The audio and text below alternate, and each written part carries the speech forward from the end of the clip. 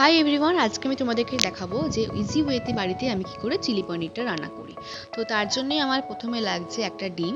যেহেতু আমার পনিরটা পরিমাণে অল্প ছিল, সেই জন্য আমি একটাই ডিম নিয়েছি, আর তার সাথে নিলাম একটুখানি নুন, গোলমরিচ আর শুকনো লঙ্কার গুঁড়ো।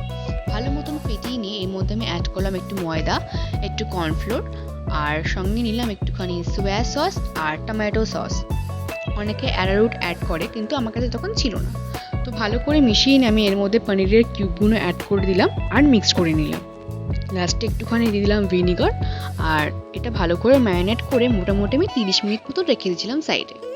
তারপরে কড়াইতে তেলটা বসিয়ে দিলাম গরম হওয়ার জন্য, আর একে একে পনিরগুলো ভাজতে বসিয়ে দিলাম। আমি একেবারে অনেকটা পরিমাণ পনির ভাজিনি, কারণ গায়ে গায়ে লেগে যাবে আর ভাজাটাও খুব একটা ভালো মতন হবে না।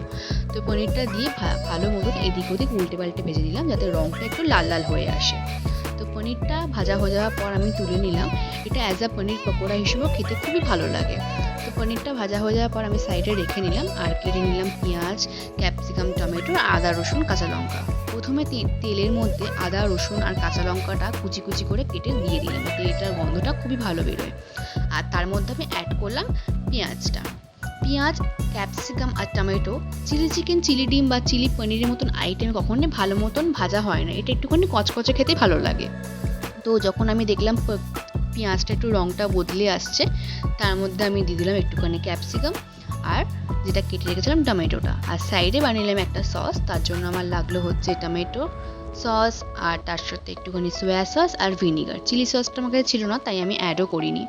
তো যখন দেখলাম সবকটা ভেজিটেবলসই এরকমভাবে ভেজে এসছে, তার মধ্যে আমি অ্যাড করলাম সসটা দিয়ে ভালো মতন মিক্সড করে নেওয়ার পরে এর মধ্যে আমি একটুখানি পরিমাণ মতন চিনি দিয়ে দিলাম, কারণ যাতে টক মিষ্টি ঝালের ব্যালেন্সটা ঠিকঠাক থাকে। তো ভালো করে মিক্সড করে নেওয়ার পরে সব কিছু আমি এর মধ্যে পনিরটা অ্যাড করে দিলাম। অনেকে যদি চায় এটা ড্রাই অ্যাজ আ স্টার্টার হিসেবে খাবে, তো এই মুহূর্তে নামিয়ে নিতে পারে। তো আমি যেহেতু ডিনারের জন্য বানাচ্ছি, তো আমি এটা শুকনো শুকনো নামাবো না। এর মধ্যে আমি একটু পরিমাণ মতন জলও অ্যাড করে নিলাম, যাতে গ্রেভিটা একটু বেশি হয়। তো জল অ্যাড করে নেবার পরে আমি এর মধ্যে পরিমাণ মতন নুন আর একটু ঝালের জন্য গোলমরিচ অ্যাড করে দিলাম।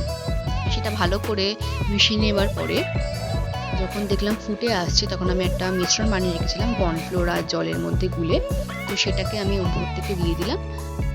এটা আমার গ্রেভিটাকে একটু ঠিক করতে সাহায্য করবে। তো ভালো মতন ফুটিয়ে নেবার পরেই আমার চিলি পনিরটা রেডি। তোমরা জানো তোমাদের ভিডিওটা কেমন লাগলো। বাই, দেখা হচ্ছে পরের ভিডিওতে।